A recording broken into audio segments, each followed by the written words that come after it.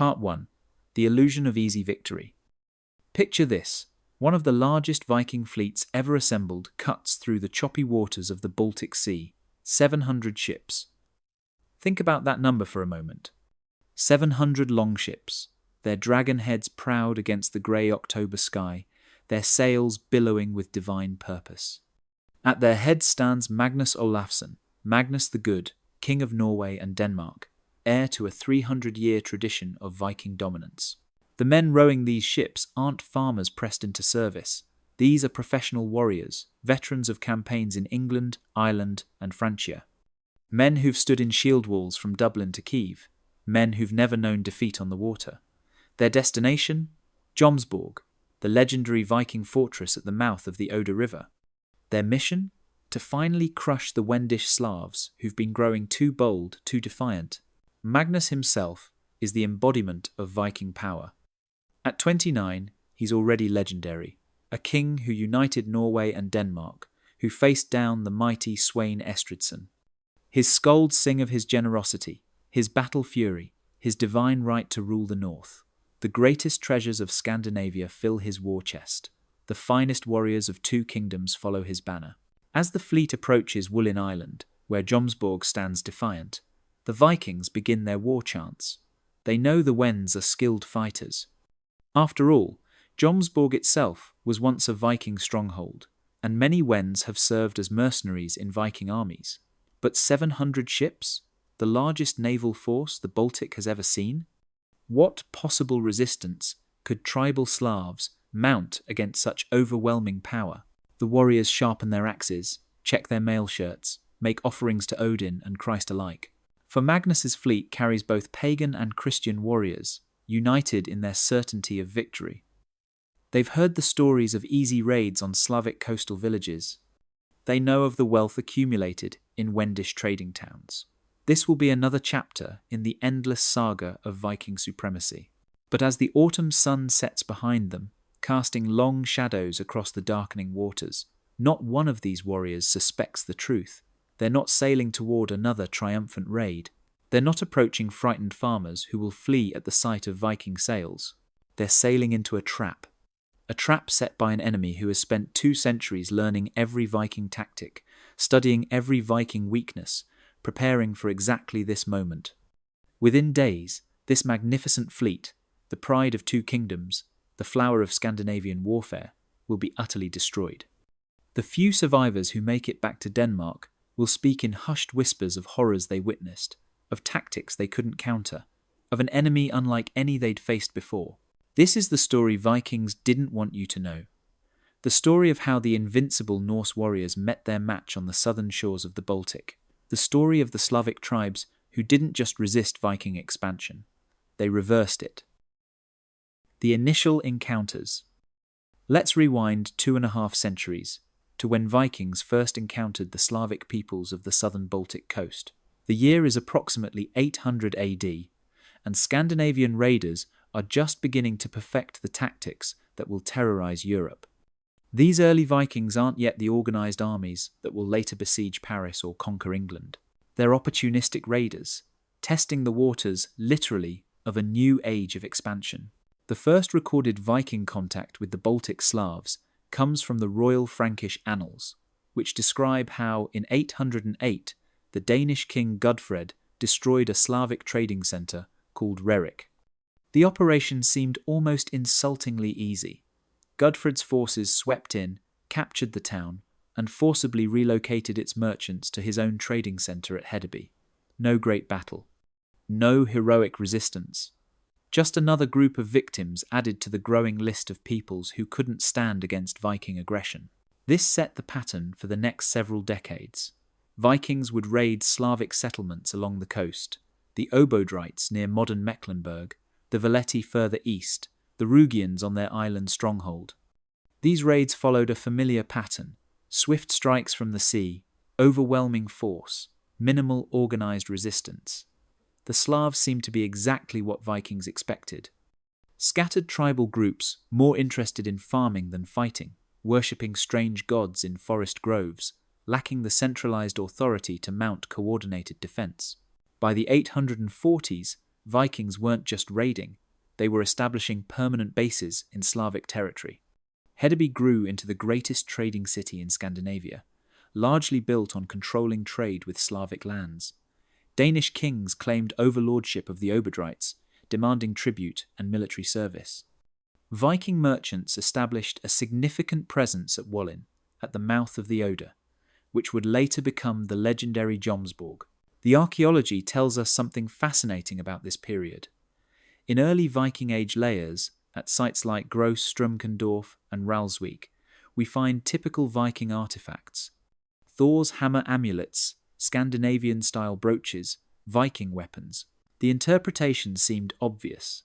Vikings were culturally dominating their Slavic neighbours, who were eager to adopt superior Scandinavian ways.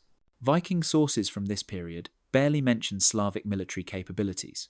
When Wends appear in the sagas, they're usually portrayed as auxiliary troops. Useful fighters, certainly, but clearly subordinate to their Viking masters.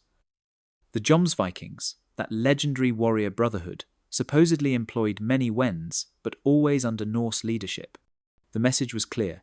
Slavs could learn to fight from Vikings, but they could never match them.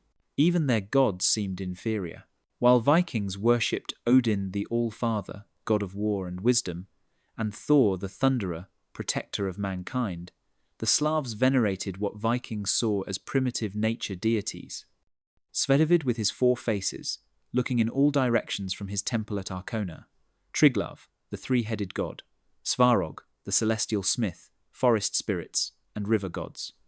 To Vikings, accustomed to their own sophisticated mythology, these seemed like the superstitions of a backward people. The trading relationship reinforced this hierarchy. Slavs provided raw materials, amber, furs, honey, wax, and most profitably, slaves.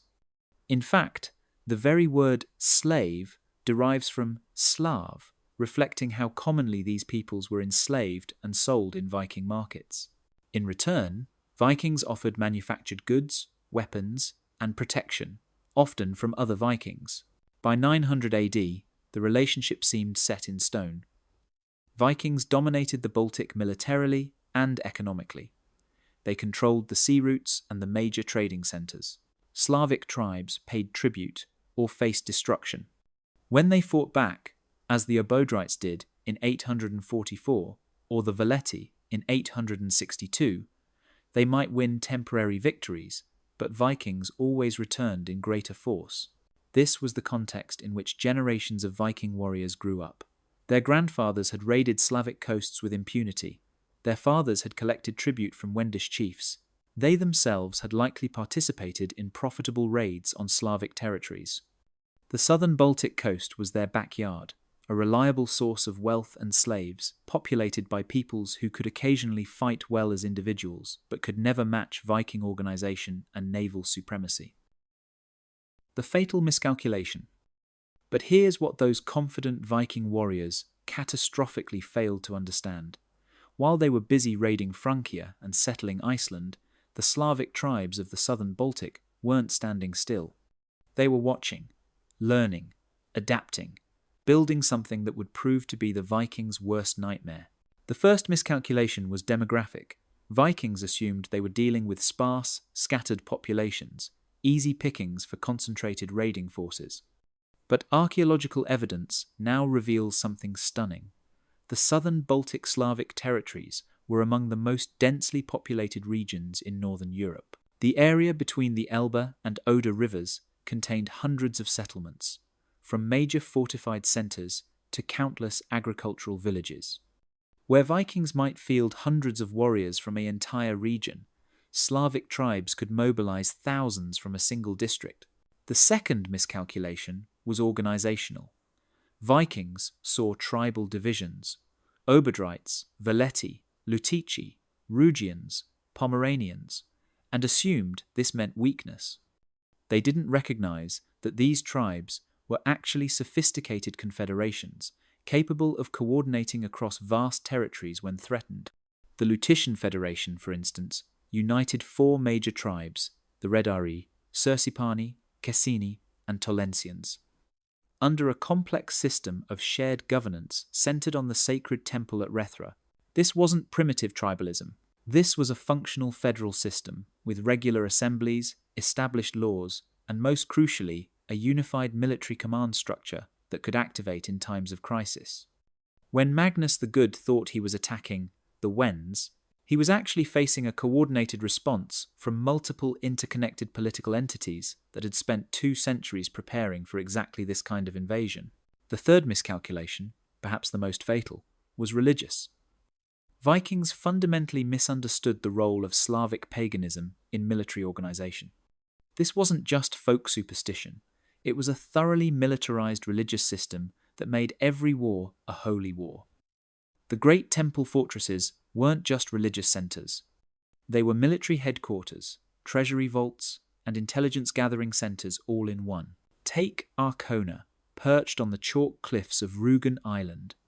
Vikings saw a temple to a 4-faced god.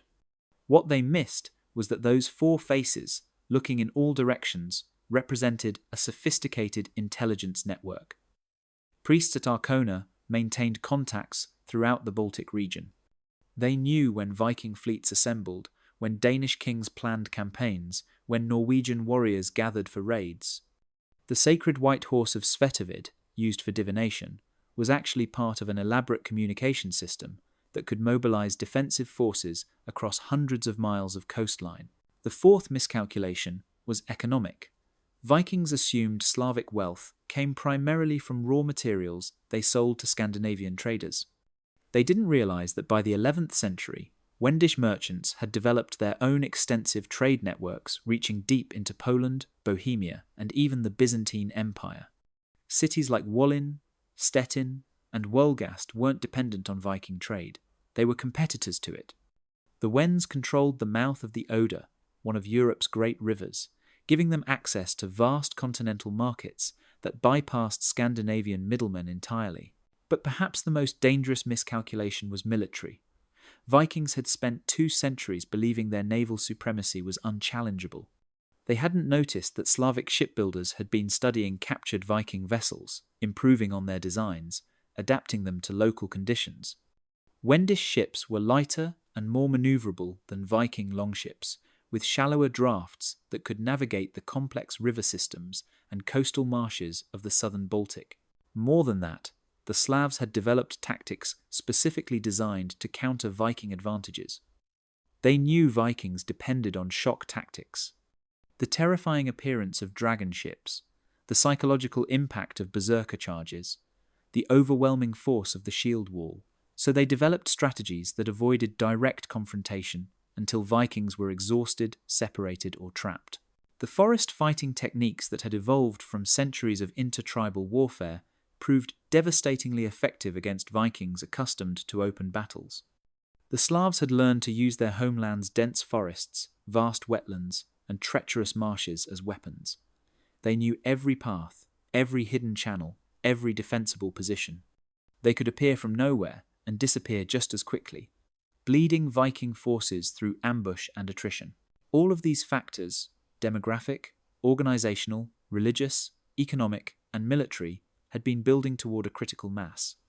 By 1043, when Magnus the Good assembled his grand fleet, the Slavic tribes of the southern Baltic weren't the easy prey his ancestors had raided. They were a formidable military power, united by religion, coordinated by sophisticated political structures, and armed with 2 centuries of accumulated knowledge about Viking weaknesses. The Vikings just didn't know it yet. Part 2. The Slavic War Machine Revealed. Masters of Fortification. To understand how Slavic tribes consistently defeated Viking armies, you have to understand the Grod. That's not a typo. Grod, the Slavic word that gives us grad in cities like Petrograd or Belgrade. But these weren't cities in any sense Vikings understood. They were something far more sophisticated and far more deadly. Picture a Viking warrior approaching what he expects to be a typical fortification, maybe a wooden palisade on a hill, something his axe and fire could handle. Instead, he encounters something that looks like it was designed by a mad genius who understood exactly how Vikings fought and built specifically to counter every single tactic. The typical Grode was circular or oval, built on an artificial mound created from earth, excavated from a surrounding water-filled moat. But here's where it gets ingenious. The walls weren't just wooden stakes driven into the ground.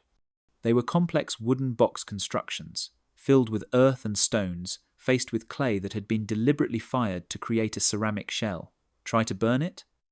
The clay facing resists fire. Try to chop through it? You hit meters of compressed earth and stone. Try to undermine it? You flood yourself in the water-filled moat. The Slavs had perfected these designs over centuries of intertribal warfare. By the time Vikings encountered them, some Grods had walls 12 meters high and 15 meters thick at the base. Torno, Brandenburg, Beren Lubchin. Archaeologists have excavated dozens of these fortresses, and they're engineering marvels. The wooden framework was constructed using sophisticated joinery techniques that distributed weight evenly and could flex under impact without collapsing. Some even had internal galleries and chambers within the walls themselves, allowing defenders to move troops quickly to threatened sections. But the real genius wasn't just in the construction, it was in the system. These weren't isolated fortresses, they were nodes in an interconnected defensive network. A major grode, like Rethra or Arkona, would be surrounded by smaller, fortified settlements, each within visual signaling distance. Fire beacons, smoke signals, horn calls.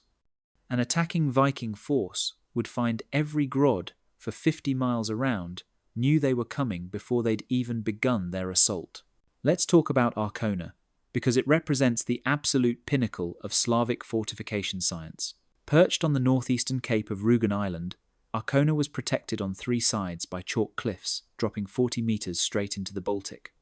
The only approach was from the landward side, where the Slavs had constructed a massive rampart. Archaeological evidence shows it was over 13 meters high and 23 meters thick. But here's the terrifying part. This wasn't even the main defense. In front of the rampart was a killing field, a deliberately cleared area where every inch could be covered by arrows and throwing spears.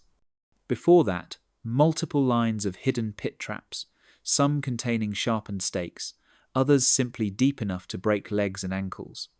Before that, a water-filled moat that was actually a complex series of channels with variable depths. What looked like a fordable section might suddenly drop to 3 meters deep. The approaches to the moat were boggy ground, fine for light Slavic fighters who knew the safe paths, deadly for heavily armoured Vikings who would sink into the muck.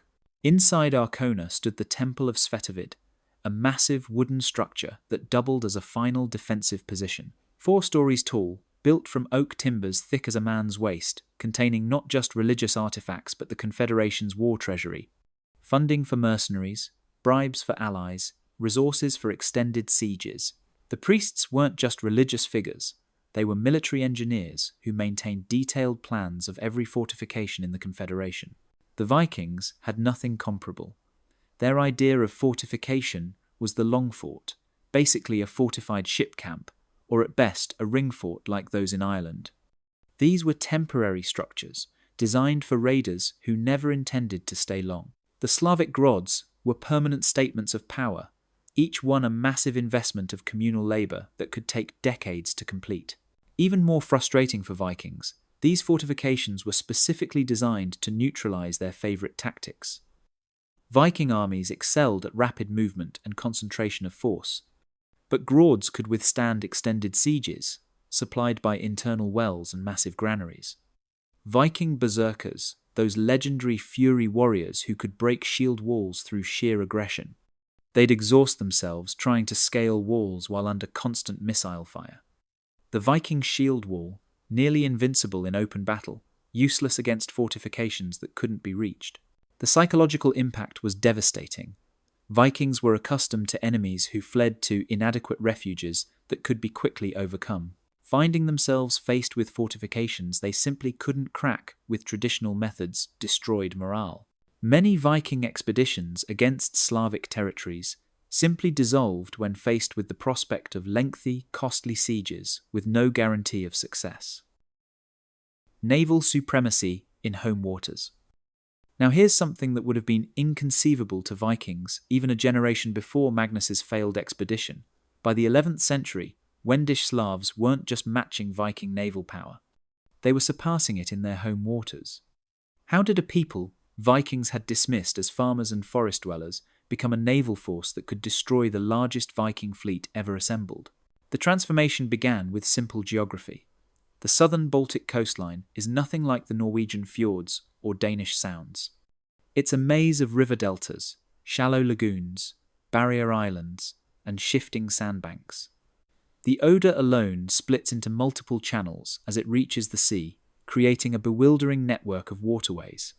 The coast is backed by vast wetlands that flood seasonally, turning firm ground into treacherous marsh. This is terrain that rewards intimate local knowledge over superior seamanship. Wendish ships evolved specifically for this environment. Archaeological finds from Ralswiek and Wollin show vessels that would have made Viking shipbuilders scratch their heads.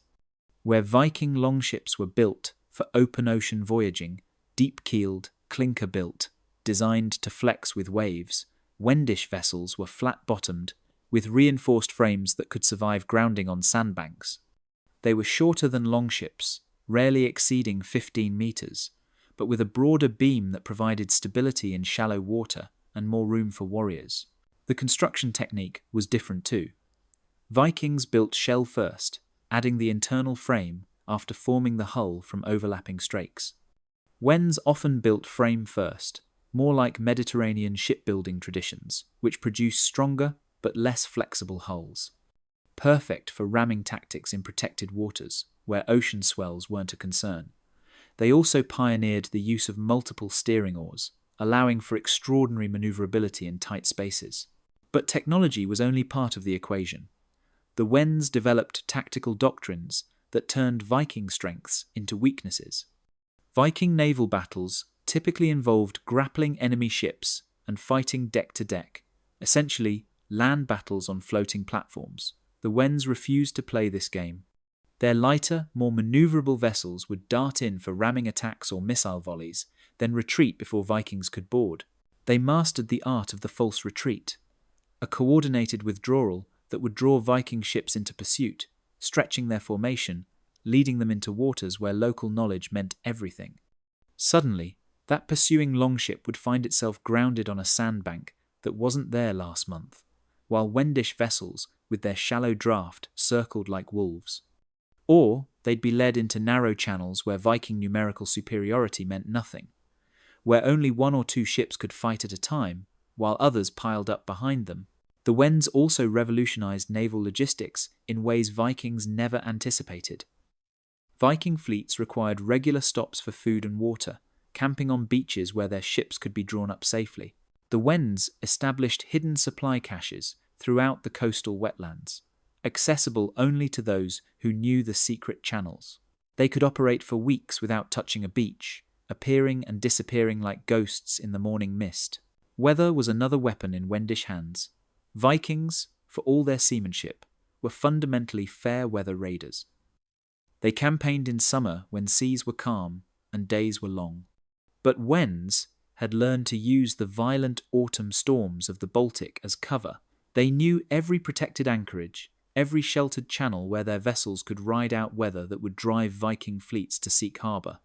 Then, when the storm passed and Vikings were still recovering, Wendish squadrons would strike. The intelligence network supporting Wendish naval operations was extraordinary. Every fishing village, every merchant vessel, every coastal settlement was part of an early warning system. Priests at temple fortresses like Arkona maintained detailed records of Viking ship movements. They knew the names of Viking captains, the size of their crews, their favourite tactics. When Magnus assembled his grand fleet in 1043, Wendish commanders knew its size, composition, and destination before it even left Danish waters. Perhaps most remarkably, the Wends achieved something Vikings never managed. True, combined operations, coordinating land and naval forces. When Viking fleets approached, Wendish naval squadrons would harass them at sea while land forces prepared ambushes at likely landing sites. If Vikings managed to establish a beachhead, they'd find themselves fighting on two fronts. Attacked from the sea by Wendish vessels, while engaged on land by warriors who knew every path and stream. The psychological transformation was complete by the early 12th century.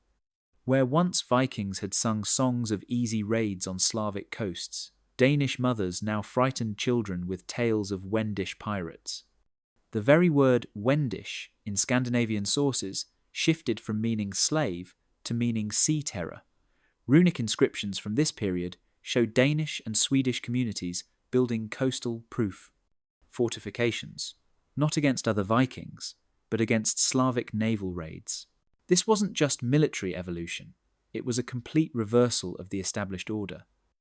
The students had become the masters, and the Baltic Sea, once a Viking lake, had become a Wendish hunting ground. The ambush doctrine. If you want to understand how Slavic forces consistently destroyed Viking armies that should have overwhelmed them on paper, you need to understand a fundamental difference in how these cultures conceptualized warfare.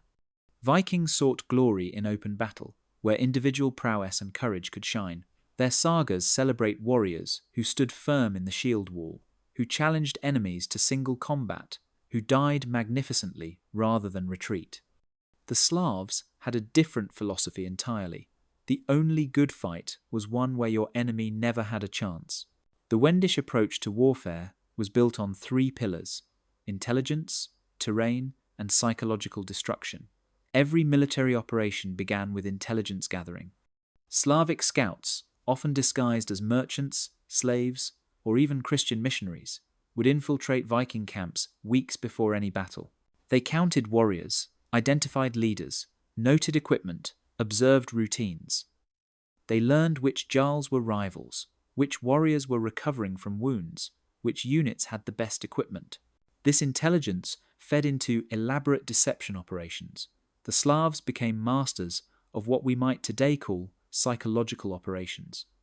They would ensure Vikings accidentally captured scouts carrying false information about Wendish weakness or internal divisions. They'd stage visible arguments between Slavic leaders where Viking scouts could observe them, creating illusions of disunity. They'd leave behind abandoned camps with clear signs of hasty retreat, drawing Vikings deeper into hostile territory. The terrain of the southern Baltic coastal regions was the Slavs' greatest ally, and they weaponized every metre of it. This wasn't the open heathland of Denmark or the predictable fjords of Norway. This was a landscape of dense primeval forests, vast marshlands, and treacherous bogs, ribboned with rivers that flooded unpredictably. The Slavs didn't just know this terrain, they had spent generations modifying it for war. Forest paths that looked inviting to Viking columns were actually carefully maintained kill zones. Trees were partially cut through at strategic points, invisible to casual observation, but ready to be toppled with a few axe strokes, crushing men below or blocking retreat. What appeared to be solid ground beside a path might be a thin layer of branches and leaves over a bog that would swallow armoured warriors. Stream crossings that scouts reported as fordable would mysteriously deepen overnight. The Slavs had dammed them upstream, releasing the water just as Viking forces committed to crossing. The ambush itself was an art form perfected over generations. It began with the approach march. Slavic forces would shadow Viking columns for days, never engaging, just maintaining presence. Warriors would glimpse figures in the forest, hear horns echoing from different directions, find mutilated bodies of scouts who'd ranged too far from the main force. The psychological pressure was relentless. Vikings couldn't rest, couldn't forage effectively, couldn't even relieve themselves without guards. Then came the gradual escalation. Small groups of Slavic warriors would strike at the column's tail, killing stragglers, stealing supplies, disappearing before Vikings could respond. When Vikings detailed forces to guard the rear, the attacks would shift to the flanks. When they strengthened flank guards, supplies at the centre would mysteriously catch fire. The Vikings would find themselves constantly reacting, never able to seize initiative. The main ambush, when it came, was devastating in its coordination. The Slavs would choose positions where Viking tactical superiority meant nothing. A narrow forest trail, a causeway through marshland, a river crossing. The attack would begin with missiles, not just arrows, but javelins, stones, even logs rolled down hillsides. But this wasn't meant to destroy the Viking force. It was meant to disorder it, to break its cohesion. As Vikings tried to form their shield wall, Slavic warriors would attack from multiple directions simultaneously, but never fully engaging. These were probing attacks, designed to identify where Viking lines were strongest, where leaders were positioned, where fear was beginning to crack discipline. Then, just as Vikings thought they were repelling the attack, the Slavs would melt away into the forest. This is where the true horror began. Vikings, trained for decisive battle, would pursue what they thought was a retreating enemy. The forest would swallow them in small groups. Units would lose contact with each other. Leaders couldn't maintain control. The careful order of the shield wall would dissolve into chaos. And in that chaos, the Slavs would strike again, isolating groups, surrounding them, destroying them piecemeal. The psychological warfare continued even after victory.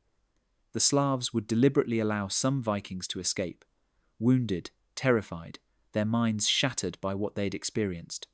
These survivors would carry tales back to Scandinavia that grew in the telling. The forests became haunted places in Viking imagination, filled with shape-shifting Wendish warriors who could appear from thin air, who fought with poisoned weapons, who offered sacrifices to dark forest gods that made them invulnerable. Religious elements intensified the terror. Slavic priests would conduct rituals before battle, visible and audible to Viking scouts, calling on Triglav, the three-headed god who saw past, present, and future, making ambush impossible to avoid. They'd hang captured Viking standards from sacred trees, conduct elaborate curses using captured weapons, leave altars covered with blood in places Vikings would find them. This wasn't just military strategy, it was the systematic destruction of Viking military confidence. Part 3.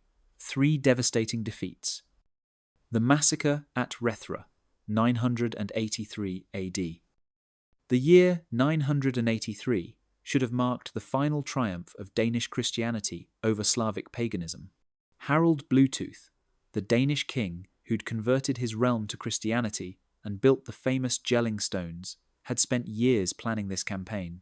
His target was Rethra, the sacred heart of the Lutetian Federation, a temple fortress so holy that even other Slavic tribes approached it with reverence. Destroy Rethra, Harald reasoned, and Wendish resistance would collapse like a body without a head. The expedition that marched east from Hedeby that summer was a statement of overwhelming force. Contemporary sources suggest over 3,000 warriors. Danish huskarls in their distinctive mail hauberks, Saxon heavy infantry provided by Harald's German allies, and significantly, a contingent of Christian Slavs from the Oberdrite tribes who'd accepted Danish overlordship. This last element was crucial to Harald's plan.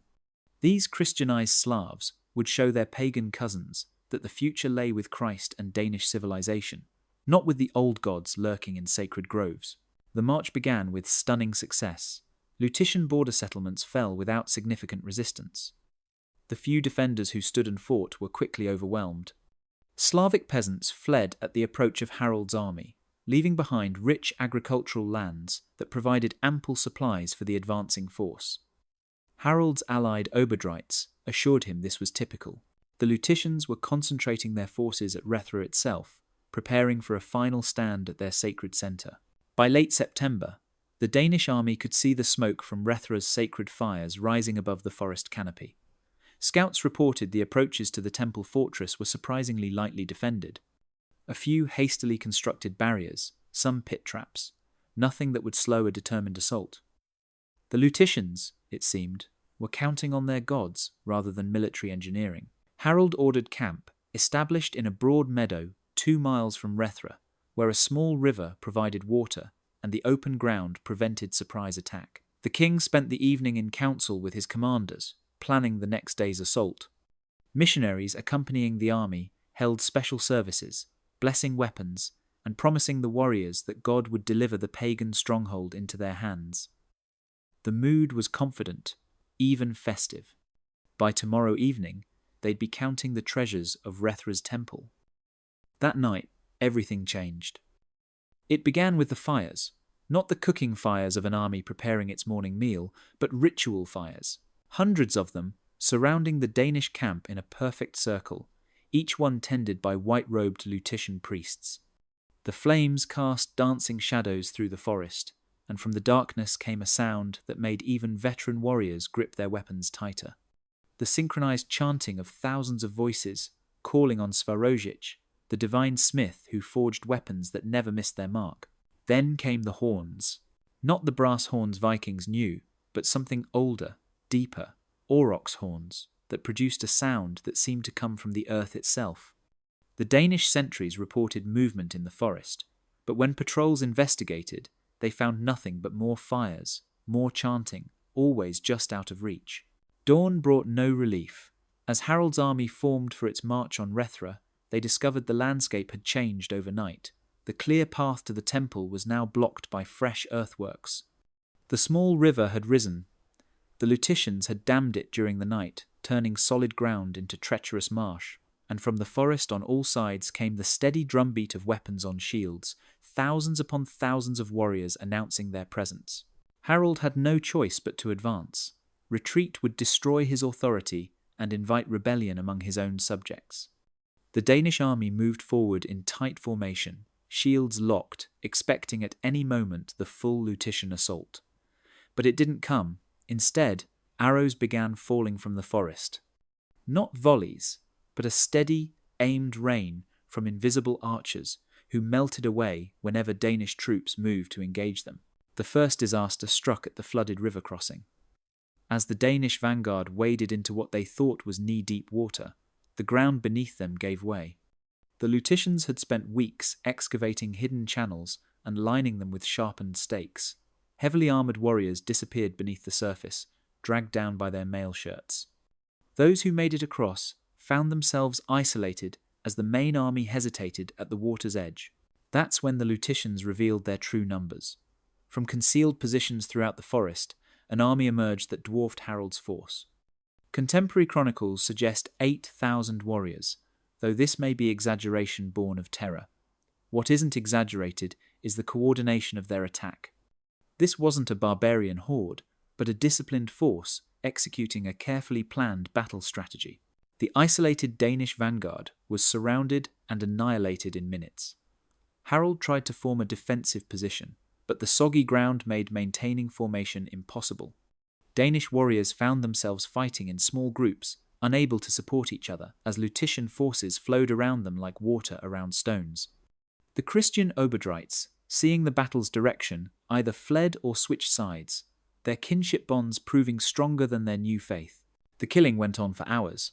Danish sources are notably silent about the details, but Slavic accounts preserved in later German chronicles describe a systematic slaughter. Lutetian priests moved through the battle, marking certain warriors for capture. These would be sacrificed to Svarojic in thanks for victory. Harold himself barely escaped, protected by his personal guard, who died to the last man holding a shrinking circle around their king. Of the 3,000 warriors who'd marched so confidently toward Rethra, fewer than 300 made it back to Danish territory. Harold Bluetooth never recovered from the defeat. Within 3 years, he was dead, possibly poisoned, his kingdom in chaos. The Lutetian Federation had sent a message that resonated across the Baltic. The old gods were not weak, and those who worshipped them knew how to win. The Jomsborg Reversal, 1043. 60 years after Rethra, Magnus the Good of Norway and Denmark decided he would succeed where Harold Bluetooth had failed. But Magnus was far more formidable than his predecessor. A warrior king who'd united 2 kingdoms, who commanded resources Harold could only dream of, who'd already proven himself in battles from Sweden to Saxony. His target wasn't some inland temple, but Jomsborg itself, the legendary Viking fortress that had somehow fallen under Wendish control. The irony was bitter. Jomsborg had been founded by Vikings, possibly by Harold Bluetooth himself, as a forward base for controlling the Oder River trade. The semi-legendary Jomsvikings, that brotherhood of elite warriors, had made it famous throughout the Norse world, but by 1043 it had become something else entirely. A Wendish power centre that controlled the vital river trade and harboured the pirates who ravaged Danish coasts. Magnus assembled his fleet at Hedeby in late summer. 700 ships, according to the sagas, though even half that number would have been the largest Nordic naval force ever assembled. This wasn't a raiding fleet of converted merchant vessels and fishing boats. These were purpose-built warships. Dragons and snekjas, some carrying 40 warriors or more, their hulls blackened with tar, their sails dyed blood red. The logistics alone were staggering. Provisions for perhaps 20,000 men, weapons, siege equipment, everything needed to take and hold a major fortress. The fleet departed in early October, late in the campaigning season, but deliberately chosen. The Wends wouldn't expect a major assault so close to winter. The autumn storms hadn't yet begun, but they were coming. Magnus planned to take Jomsborg quickly and winter there, using the fortress as a base for next year's complete subjugation of the Wendish lands. As the fleet moved east along the Baltic coast, it was joined by allied vessels. German merchantmen, hoping to break Wendish control of the Oder trade, ships from Gotland, whose traders had suffered from Wendish piracy, even some Prussian vessels, whose chiefs saw opportunity in the chaos. The fleet stretched for miles, a floating city of wood and iron, sail and steel. The first sign of trouble came as they approached Rügen Island. The sea was empty, completely empty. No fishing boats, no merchant vessels, not even the usual Wendish patrol ships. It was as if the entire population had vanished. Magnus's scouts landed on the island's western beaches and found abandoned villages, cold hearths, empty storehouses. The Wends had evacuated everything of value and disappeared. Magnus pressed on toward Jomsborg, but now his navigators were worried. The autumn weather was changing, and without local pilots, navigating the complex channels of the Odermouth would be treacherous. They needed to capture Wendish sailors who knew these waters, but every vessel they pursued vanished into hidden channels or shallow waters where the deep-drafted Viking ships couldn't follow. On the morning of October 23rd, we know the date from runic inscriptions commemorating the dead. Magnus's fleet entered what they thought was the main channel to Jomsborg. The fortress was visible in the distance, its walls crowned with defenders, great banners flying from its towers. Magnus ordered the attack formation. His fastest ships would race ahead to secure the harbour, while the main force followed with the siege equipment. The vanguard of 30 ships surged forward, their crews chanting war songs, eager for the glory of being first over Jomsborg's walls. They passed between what looked like two small islands, unremarkable except for a few trees and some birds circling overhead. That's when the trap revealed itself. Those weren't islands, they were camouflaged Wendish fortifications, built on sandbanks and covered with vegetation. As the Viking vanguard passed between them, massive chains rose from the water. Iron links as thick as a man's arm, dragged up by winches hidden in the fortifications. The leading Viking ships, unable to stop, crashed into the chains at full speed. Hulls shattered. Masts toppled. Warriors were thrown into the cold Baltic waters. From both islands, Wendish catapults opened fire. Not with stones, but with containers of burning pitch and seal oil. The trapped Viking ships became floating infernos. Warriors who escaped the flames faced a worse fate in the water. Wendish small boats emerged from hidden positions, their crews using long spears to kill anyone who tried to swim to safety. Magnus tried to respond, ordering his main fleet to attack the fortifications, but the confined waters worked against him. Only a few ships at a time could approach, and they faced not just the island fortifications, but fire from Jomsborg itself. Wendish vessels, those shallow-drafted, highly manoeuvrable craft, darted between the larger Viking ships, launching fire arrows, ramming when opportunity arose, always retreating before Vikings could board them. Then nature joined the battle. The wind, which had been mild from the west, suddenly strengthened and shifted to the northeast. A classic Baltic autumn storm beginning. For Viking ships trapped in the narrow channel, it was catastrophic. They couldn't retreat against the wind, couldn't advance through the chains and fortifications, couldn't even maintain position without constant rowing. Ships collided with each other. Larger vessels crushed smaller ones against the channel banks. The sagas claim Magnus lost 500 ships that day. That's certainly exaggeration, but even losing 100 would have been catastrophic. More than the physical losses, the psychological impact was devastating. The mighty Viking fleet, assembled at enormous cost, had been humiliated by an enemy that barely engaged them directly. Magnus himself survived, but his reputation never recovered. Within a year, he was at war with Svein Estridsson of Denmark, his resources exhausted, his kingdom divided.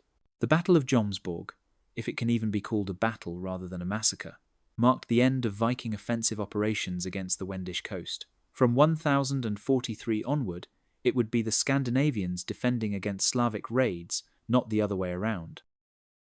The Burning of Hedeby, 1066. If you wanted to choose a single event that definitively ended the myth of Viking invincibility, you couldn't do better than 1066. While Harold Godwinson was dying at Hastings and the Norman conquest was reshaping England, something equally momentous was happening in the Baltic: the complete destruction of Hedeby, Scandinavia's greatest city, by a Slavic fleet. Not a raid, not a temporary occupation, complete, permanent annihilation.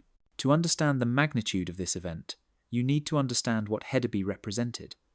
For 3 centuries, it had been the crown jewel of Viking commerce, perfectly positioned at the base of the Jutland Peninsula, where goods could move between the Baltic and North Seas without the dangerous journey around Denmark. Every luxury item in Scandinavia passed through Hedeby: Byzantine silk, Frankish weapons, English silver, Arabian spices.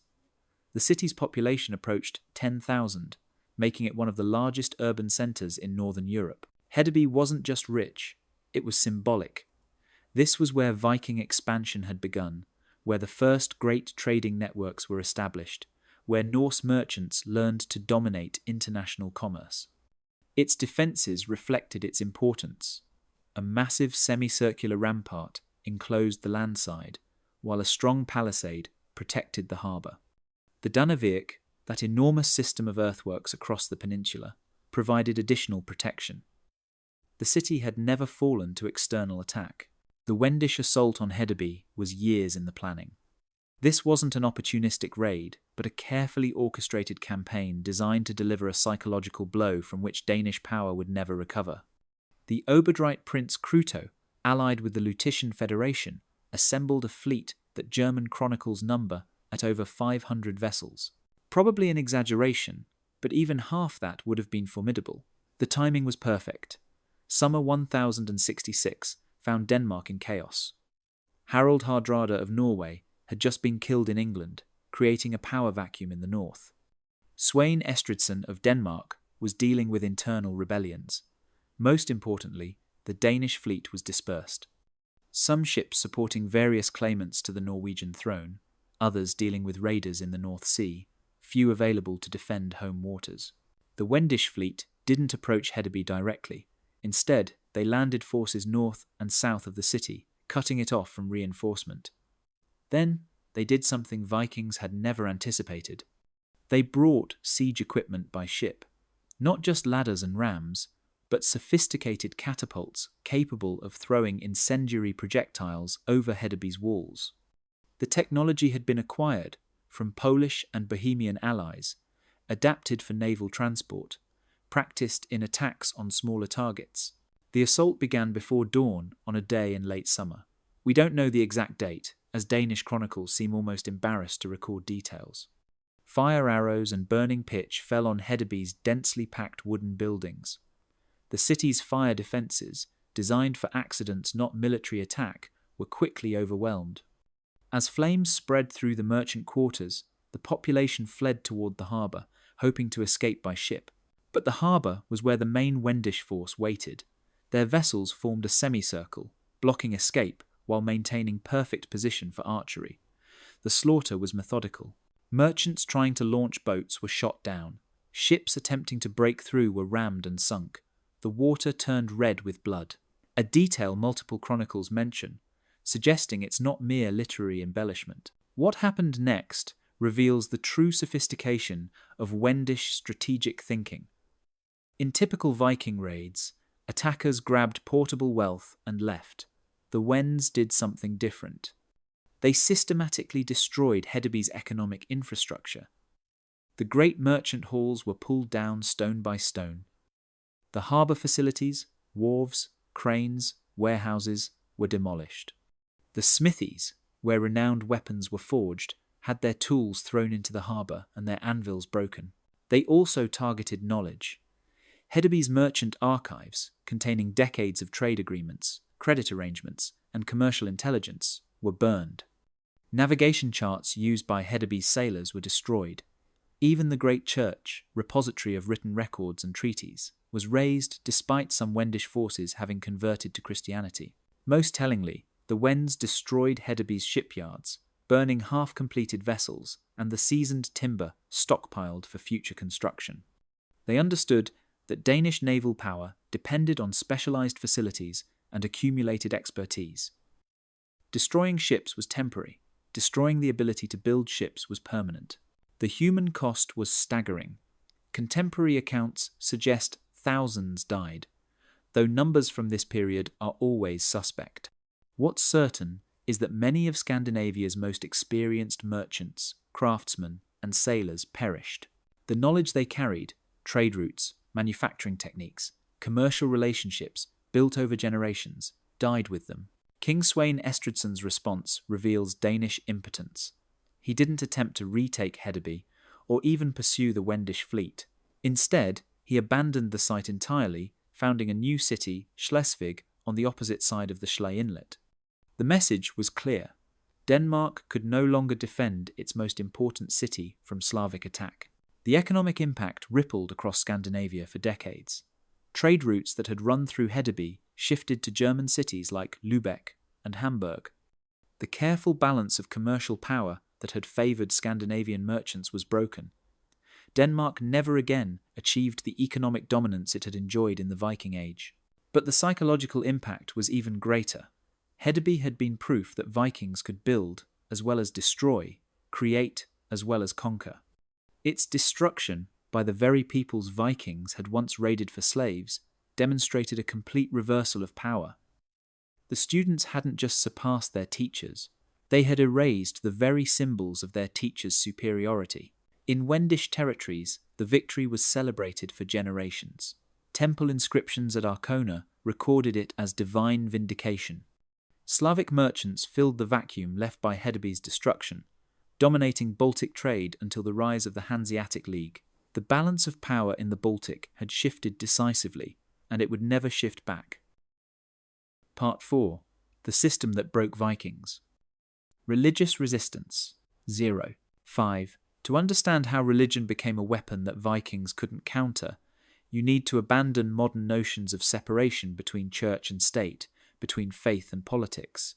For the Slavic tribes of the southern Baltic, religion wasn't just belief. It was a complete system of military organization, intelligence gathering, economic control, and psychological warfare that made every conflict a cosmic struggle between divine forces. At the center of this system stood the temple fortresses, and none was more important than Arkona on the island of Rugeneral. Forget everything you think you know about pagan temples as primitive shrines in forest clearings. Arkona was a sophisticated institution that would make the Vatican jealous. The temple complex covered several hectares, protected by those massive fortifications we discussed earlier. Inside stood the sanctuary of Svetovid, the four-faced god whose name meant Holy Light or Lord of Power. But here's what made Svetovid different from Norse gods like Odin or Thor. He wasn't just worshipped, he was operationally active in warfare. The temple maintained a sacred white horse, and this wasn't symbolic. Before any military campaign, priests would set up a line of crossed spears. The horse would be led over them. If it stepped with its right foot first, the campaign would proceed. Left foot? The operation was cancelled. This sounds like superstition until you realize what was really happening. The priests weren't reading divine will, they were synthesizing intelligence reports. That temple received information from merchants, fishermen, pilgrims, and spies throughout the Baltic region. When they knew conditions favored success, they ensured the horse stepped right foot first, sometimes by subtle training, sometimes by arranging the spears just so. When intelligence suggested failure, the left foot providentially hit the ground first. This gave military commanders perfect cover for strategic decisions.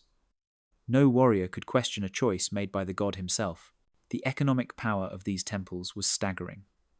Every Slavic settlement contributed a third of its war booty to Svetovid's treasury. Merchants paid taxes for divine protection. Enemy weapons captured in battle were dedicated to the temple, creating vast armories. Archaeological excavations have found evidence of workshops within temple complexes, producing high-quality weapons and armor. The temples weren't just religious centers, they were military-industrial complexes, funding perpetual resistance. The priesthood itself was a professional military class. Unlike Christian monks or even Norse Gothar, Slavic priests were required to be warriors. They led troops in battle, planned campaigns, designed fortifications. The high priest of Arkona commanded respect equal to any king. In fact, several Wendish princes were also priests, combining religious and temporal authority in ways that made their leadership unquestionable. This religious unity created something Vikings had never encountered, a society where every single person was mobilized for holy war. When Danish armies invaded, they weren't just fighting Wendish warriors. They were fighting Wendish gods. Every peasant who poisoned a well before Viking troops arrived was performing a sacred act. Every woman who hid grain from Viking foragers was serving Svetovid. Every child who ran to warn of Viking approach was a holy messenger. The psychological dimension was devastating for Viking morale. Norse warriors were certainly brave, but they were also pragmatic. They expected enemies to eventually negotiate, to seek terms, to recognize when they were beaten. The Wends, driven by religious fervor, simply didn't break. Captured Wendish warriors would sing hymns to Svetovid while being executed. Wendish cities under siege would destroy their own food supplies rather than let Vikings capture them. This wasn't the behavior of rational military opponents. This was fanaticism that Vikings couldn't comprehend or counter. Even more disturbing for Vikings was how Wendish religion seemed to actually work. Slavic priests claimed their gods gave them victory, and the evidence supported it. Viking Christian converts found their new god didn't protect them from Wendish pagans. Viking pagans found their own gods powerless against Svetovid. The magnificent temple at Uppsala in Sweden, center of Norse paganism, never achieved the military successes of Arkona. This created a crisis of faith that undermined Viking confidence at the deepest level. The Wends also weaponized religious pollution. They knew Vikings, whether pagan or Christian, had complex rules about ritual cleanliness, so Wendish forces would deliberately defile captured Viking sacred objects. Using Thor's hammers as tent stakes, turning captured church vessels into drinking bowls, displaying crucifixes upside down on their standards. Vikings who recaptured these items faced an impossible choice. Use polluted sacred objects, or fight without divine protection. The religious calendar became a strategic tool. Wendish priests tracked Viking Christian festivals and Norse pagan celebrations, timing attacks for when enemies were least prepared. Christmas raids became a Wendish specialty. Striking when Danish Christians were celebrating, their warriors drunk on feast wine, their guards relaxed. The message was clear. Your gods are weak, distracted by festivals, while Svetovid watches always through his four faces. This religious system survived longer than any other organized pagan resistance in Europe. While Saxons converted after Charlemagne's conquests, while Norse paganism yielded to Christianity by 1100, the Wendish temples continued operating into the 12th century. It took a full crusade, the Wendish Crusade of 1147, to finally destroy the temple fortress system, and even then, folk practices survived centuries more. Economic warfare. The Vikings might have invented the protection racket, but the Wends perfected economic warfare as a strategic weapon. While Norse raiders focused on grabbing portable wealth, Slavic resistance developed sophisticated methods to destroy the entire economic foundation of Viking power. They understood something fundamental. Vikings without trade were just farmers with boats. Let's start with the amber trade, because this illustrates Wendish economic strategy perfectly. For centuries, Amber from the Baltic coast had been one of Scandinavia's most valuable exports. Vikings had controlled this trade through intimidation and middleman markups, buying cheap from Slavic collectors and selling dear to European markets. But by 1000 AD, the Wends had completely restructured this system. Instead of selling raw amber to Viking traders, Wendish craftsmen began producing finished jewellery. Archaeological finds from Wollin and Stettin show workshops producing amber artifacts equal to anything from Hedeby or Birka. But here's the clever part. They didn't try to compete in Viking-controlled markets. Instead, they developed alternative trade routes through Poland to Kiev, through Bohemia to Regensburg, through Pomerania to the emerging Polish ports. They bypassed Viking middlemen entirely. The Wends also understood that Viking military power depended on specialized resources. Iron was crucial, not just any iron, but high-quality bog iron from specific sources that produced superior weapons. Wendish forces systematically destroyed or captured Viking-controlled iron production sites in their territories. They poisoned bog iron collection points by dumping limestone, which ruined the chemical process. They killed or enslaved specialized smiths who knew the secrets of pattern welding. Within a generation, Vikings were importing weapons they once exported. Salt was another strategic resource. The Vikings needed enormous quantities for preserving fish and meat, especially for long sea voyages. The Wends controlled several major salt production centres along the southern Baltic coast. Instead of destroying these, they did something cleverer. They continued producing salt, but manipulated supply and prices. When Viking expeditions were preparing, salt prices mysteriously spiked. When Vikings were weak, salt flooded the market, driving Danish producers out of business. The river trade warfare was particularly sophisticated. The Oder, Vistula, and other rivers flowing into the Baltic were highways to the continental interior. Vikings had tried for centuries to control these river mouths, but Wendish forces made this economically impossible. They didn't block the rivers, that would have been too obvious. Instead, they imposed tolls that varied seemingly randomly. One week, a Viking merchant might pay reasonable rates. The next, the same cargo would cost 10 times as much. The uncertainty made long-term commercial planning impossible.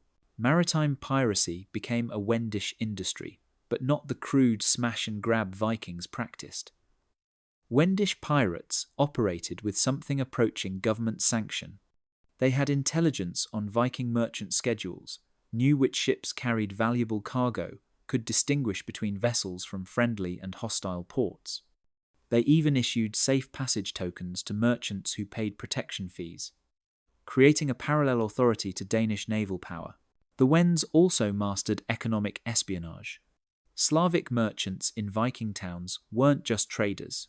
They were intelligence agents, reporting on prices, identifying supply shortages, tracking military preparations. When Denmark prepared a major expedition, Wendish merchants would suddenly buy up all available supplies: rope, tar, preserved food, driving prices sky high. When Viking harvests failed, Wendish traders would appear offering grain at extortionate rates, draining Danish silver reserves. Financial warfare extended to currency manipulation. Vikings had standardized hack silver as currency, trusting weight rather than coinage. The Wends exploited this by introducing debased silver into Viking markets. Pieces that looked and weighed right, but contained lead or copper cores. By the time Vikings discovered the deception, the bad silver had spread throughout their economy, undermining trust in their entire monetary system. The slave trade, ironically, became a weapon against the Vikings who'd once dominated it. The Wends stopped selling slaves to Viking markets, instead directing this commodity to Mediterranean and Eastern markets where prices were higher. But they went further. They began actively liberating slaves from Viking territories, offering freedom in exchange for intelligence or military service. Every freed slave was a potential spy, saboteur, or soldier for the Wendish cause. Perhaps most brilliantly, the Wends created what we might call economic honey traps. They would establish seemingly vulnerable trading posts just within raiding distance of Viking bases. These would be stocked with enough wealth to be tempting but not suspicious. When Vikings raided these posts, they'd find exactly what they expected: silver, trade goods, supplies. What they didn't realize was that the Wends were tracking which Viking groups took what, learning their preferences, their raid patterns, their economic needs. This intelligence fed into future military planning. The cumulative effect was devastating. By 1100, Danish chronicles complain constantly about economic hardship. Viking merchants couldn't compete with Wendish traders, who had better intelligence, more secure routes, and strategic resource control. The great Viking trading cities, Hedeby, Birka, Kaupang, declined not just from military attacks, but from economic strangulation. The Vikings had been defeated not on the battlefield but in the marketplace, and there was no saga to celebrate that kind of victory. Political sophistication. The final element that broke Viking expansion was something Norse society, with its emphasis on individual glory and personal loyalty, struggled to comprehend. A sophisticated political institutions that could coordinate resistance across vast territories and multiple generations. While Viking kingdoms rose and fell with individual strong leaders, Wendish political structures endured and evolved, learning from each encounter, becoming progressively more effective at countering Norse aggression. The Lutetian Federation, established in 983, represents political innovation that wouldn't appear in most of Europe for centuries. This wasn't a kingdom or an empire, but a genuine confederation. 4 major tribes, Rederi, Sursipani, Kessini, and Tolensians, maintaining internal autonomy while coordinating foreign policy and military action. Each tribe sent representatives to a federal assembly that met at the Temple of Rethra. Decisions required consensus, preventing any single leader from dragging the federation into disastrous wars. The genius of this system was how it handled the Viking tactic of divide and conquer. Vikings excelled at identifying rival chiefs, offering one support against another, fragmenting opposition. But in the Lutetian system, there was no single leader to bribe or assassinate. Kill one chief, and the others continued functioning. Offer alliance to one tribe, and the assembly would debate and likely reject it. The Federation was essentially immune to the personality-based politics Vikings understood. The Oberdrite approach was different but equally sophisticated. They maintained a princely system that Vikings could recognize, but with crucial innovations. The position of Grand Prince wasn't strictly hereditary. It required confirmation by an assembly of nobles and priests. This prevented incompetent heirs from assuming power just because of bloodline. It also meant that Oberdrite leaders had to maintain consensus, couldn't pursue personal glory at the expense of strategic sense. Even more cleverly, the Oberdrites mastered the art of strategic submission. When faced with overwhelming Viking force, they would acknowledge Danish overlordship, pay tribute, even provide military assistance. But only temporarily. They understood that Viking attention was limited, that Danish kings had many enemies, that today's conqueror might be tomorrow's corpse. They would wait, building strength, maintaining underground resistance networks, until the moment came to throw off Danish control. The Wends developed intelligence services that put Viking efforts to shame. Each major political entity maintained networks of merchants, pilgrims, and diplomats who gathered information throughout the Baltic region. The temple at Arkona coordinated intelligence sharing between different Wendish groups. A Danish military build-up would be known in every Slavic capital within weeks. This systematic intelligence gathering allowed coordinated responses that seemed almost supernatural to Vikings accustomed to surprising disorganized enemies. Diplomatic sophistication exceeded anything in contemporary Scandinavia.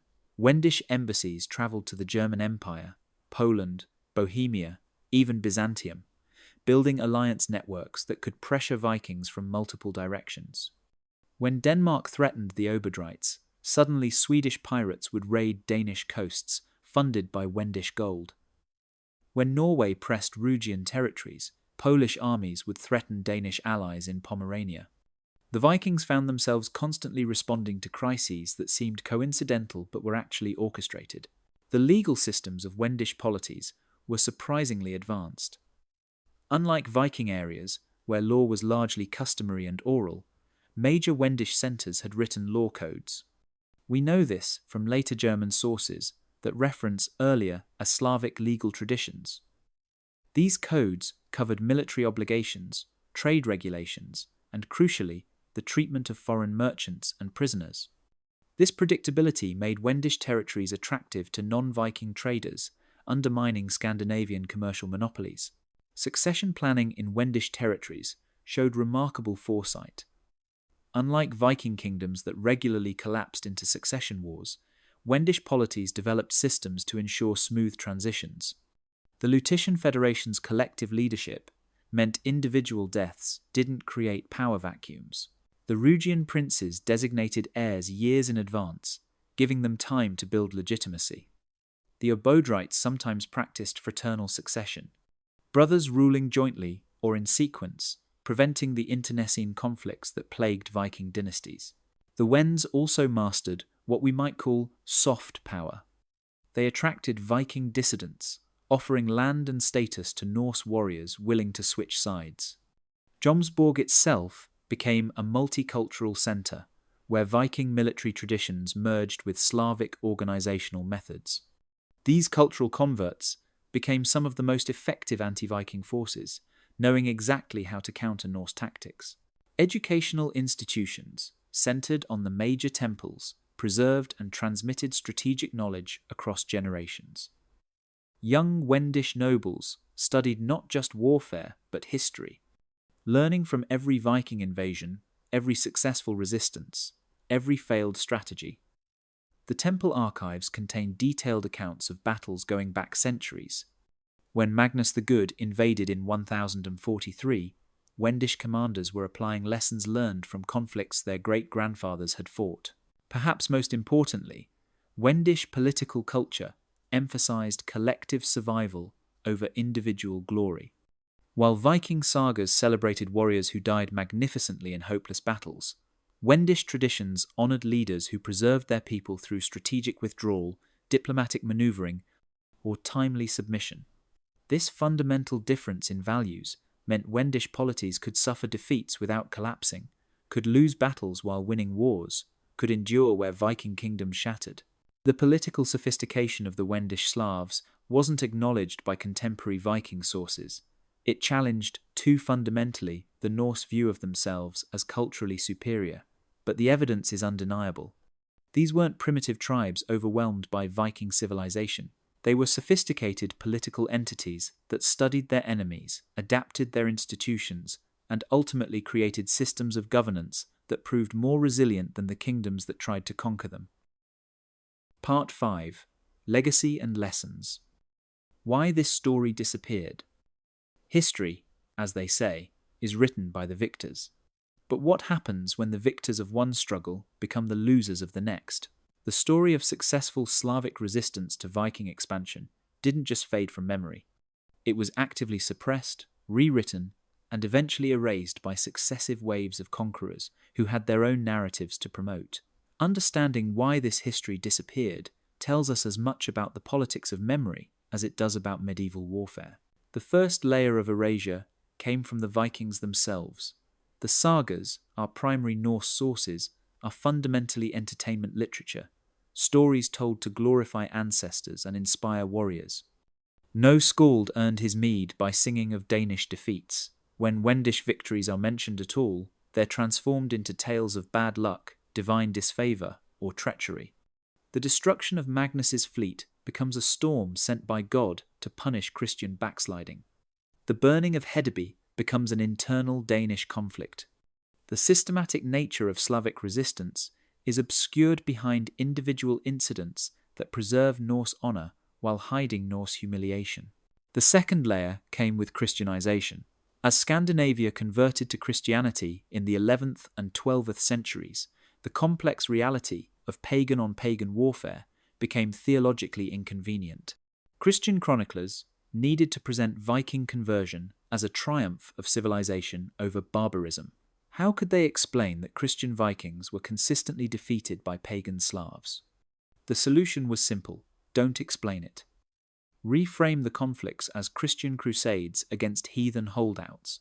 ignoring that many of these heathens had been winning for centuries. The German conquest adds another layer. When Saxon and Danish crusaders finally conquered Wendish territories in the late 12th century, only succeeding through overwhelming numbers and the Wends' eventual exhaustion, they wrote histories that justified their expansion. The Slavs were portrayed as primitive pagans, desperately needing German civilization. Their sophisticated political systems became tribal chaos. Their successful military strategies became barbarian cunning. Their centuries of successful resistance simply vanished from the record. The Hanseatic League, which dominated Baltic trade from the 13th century onward, had its own reasons for suppression. Hanseatic merchants claimed they were bringing commerce to backward regions. Acknowledging that sophisticated Wendish trading networks had existed for centuries would undermine their entire narrative. So Wendish commercial centres became Viking trading posts in the records. The elaborate economic warfare we've discussed was reduced to piracy that brave German merchants overcame. Even place names were weapons of erasure. Wendish cities received German names that obscured their Slavic origins. Rethra became a legendary place that might never have existed. Arkona was reduced to a curious pagan temple, its role as a military intelligence centre forgotten. Jomsborg transformed from a Wendish power base into a purely Viking legend. The very landscape was rewritten to hide Slavic achievement. Modern nationalism added the final layer. As European nation-states emerged, each country crafted historical narratives supporting their territorial claims. Danish historians emphasized Viking expansion, not Viking defeats. German historians focused on medieval colonization, not indigenous resistance. Polish historians claimed some Wendish heritage, but downplayed the maritime aspects that didn't fit their continental narrative. The Wends fell between national stories, belonging fully to none, claimed partially by all, understood by nobody. Archaeological evidence that might restore this history was often misinterpreted or ignored. When excavations revealed sophisticated Wendish fortifications, they were attributed to German or Danish builders. When Slavic weapons equaling Viking craftsmanship were found, they were labelled as imports. When evidence of Wendish naval power emerged, it was dismissed as exceptional rather than systematic. The academic assumption that Vikings were culturally superior shaped how physical evidence was interpreted. The lasting impact. The lasting impact. But suppressed history doesn't mean irrelevant history. The successful Slavic resistance to Viking expansion shaped European development in ways that still resonate today, even if the causation has been forgotten. Understanding this resistance doesn't just complete our picture of the Viking Age, it fundamentally changes it. First, consider the map of Europe. The eastern boundary of Scandinavian cultural influence corresponds almost exactly to the western boundary of successful Slavic resistance. Denmark ends where Wendish power began.